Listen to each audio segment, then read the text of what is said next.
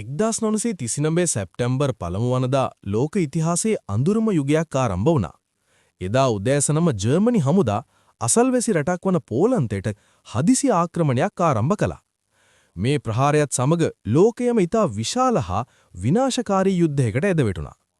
පසුව එය ඉතිහාසයට එක්වුණේ world war 2 ලෙසයි. රැඳී සිටින්න මේ වටිනා කියන වීඩියෝවේ අවසානය තෙක්.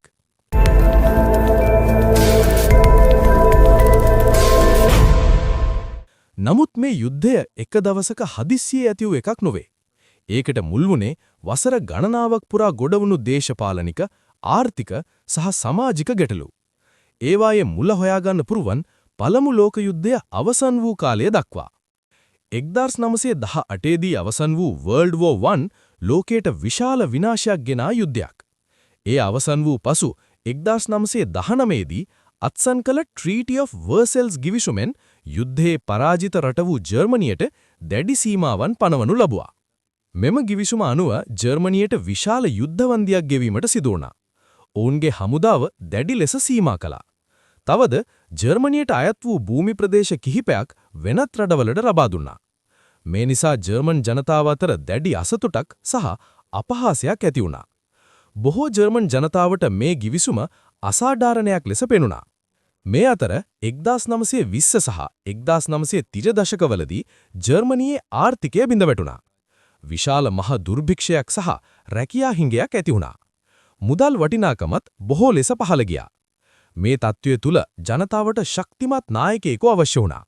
මේ අවස්ථාවේ බලයට පැමිණියේ ඇඩෝල්ෆ් හිට්ලර්. ඔහු නායකත්වයේ දරන නාසි පාටි ජර්මනිය නැවත ශක්තිමත් රටක් බවට පත් කරන බවට ජනතාවට පොරොන්දු වුණා. 1933 දී හිට්ලර් ජර්මනියේ નાයකයා වූ පසු රටේ බලය සම්පූර්ණයෙන්ම තමන් අතට ගත්තේ. හිට්ලර්ගේ අදහසක් වුණේ ජර්මන් ජනතාවට වැඩි භූමි ප්‍රදේශ ලබා දීම සහ ජර්මනිය යුරෝපයේ ප්‍රබලම රටක් බවට පත් කිරීමයි. ඒ සඳහා ඔහු හමුදාව නැවත ශක්තිමත් කළා. නව යුද යානා, ටැංකි සහ අවිසන්නද්ධ තාක්ෂණයන් නිපදවන්නත් ආරම්භ කළා. 1936 දී ජර්මන් හමුදා රයින්ලෑන්ඩ් නම් ප්‍රදේශයට ඇතුළු වුණා. එය ට්‍රීටි ඔෆ් වර්සෙල්ස් ගිවිසුමට අනුව හමුදා නැති ප්‍රදේශයක් වුණා. නමුත් ඒ අවස්ථාවේ යුරෝපයේ අනෙක් බලවත් රටවල් ඒට දැඩි ප්‍රතිචාරයක් දක්වන්නේ නැහැ. ඒ නිසා හිට්ලර් තවත් ඉදිරියට යාමට තීරණය කළා. 1938 දී ඔස්ට්‍රියා ජර්මනියට එක් කරගත්තය. මෙම සිද්ධිය ඇන්ෂ්ලුස් ලෙස ඉතිහාසයේ සටහන් වෙලා තියෙනවා. එය සිදු වූ පසු හිට්ලර්ගේ අවධානය යොමු වුණේ චෙකොස්ලොවාකියා රටේ සුඩෙටන්ලෑන්ඩ් නම් ප්‍රදේශයටයි. එහි ජර්මන් ජනතාව බහුලව ජීවත් වූ නිසා ඔහු එය ජර්මනියට අයත් විය යුතු බව කියා සිටියා. යුරෝපයේ බලවත් රටවල් යුද්ධයක් වැළැක්වීමට උත්සාහ කළ නිසා ඔවුන් මේ ප්‍රශ්නය සාකච්ඡාවෙන් විසඳීමට උත්සාහ කළා. නමුත් අවසානයේ හිට්ලර් සුඩෙටන්ලෑන්ඩ් ප්‍රදේශයත් අත්පත් කරගත්තා. මේ සියල්ලෙන් පසුව ඔහුගේ ඊළඟ ඉලක්කය වුණේ පෝලන්තය. ජර්මනිය සහ පෝලන්තය අතර තිබූ දේශසීමා ගැටලු හේතුවෙන් හිට්ලර් පෝලන්තයට එරෙහිව යුද්ධ සැලසුම් කළා. 1939 සැප්තැම්බර් 1 වනදා ජර්මන් හමුදාව විශාල බලයකින් පෝලන්තයට ආක්‍රමණය කළා. ජර්මනිය භාවිතා කළ බ්ලිට්ස්ක්‍රීග් හෙවත් ලයිට්නිං වෝ යුද්ධ ක්‍රමය ඉතා වේගවත් හා බලවත් එකක් වුණා. ටැංකි, යුද ගුවන් යානා සහ පාබල හමුදාව එකට ප්‍රහාර එල්ල කරමින් ඉතා ඉක්මනින් ඉදිරියට ගමන් කළා.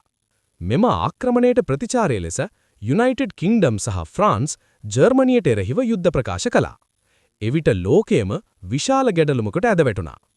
ඉන්පසු යුරෝපය, ආසියාව සහ ලෝකයේ තවත් බොහෝ ප්‍රදේශ යුද්ධයට ඇදවැටුණා.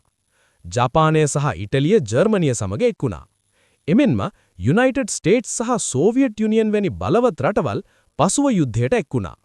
වසර 6ක් පුරා පැවති මේ යුද්ධය ලෝක ඉතිහාසයේ විශාලතම හා විනාශකාරී යුද්ධයක් බවට පත් වුණා.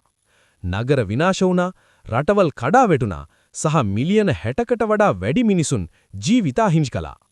එසේ බලද්දී දෙවනි ලෝක යුද්ධය ආරම්භ වීමට හේතු වුණේ එකව සිද්ධියක් නොවේ.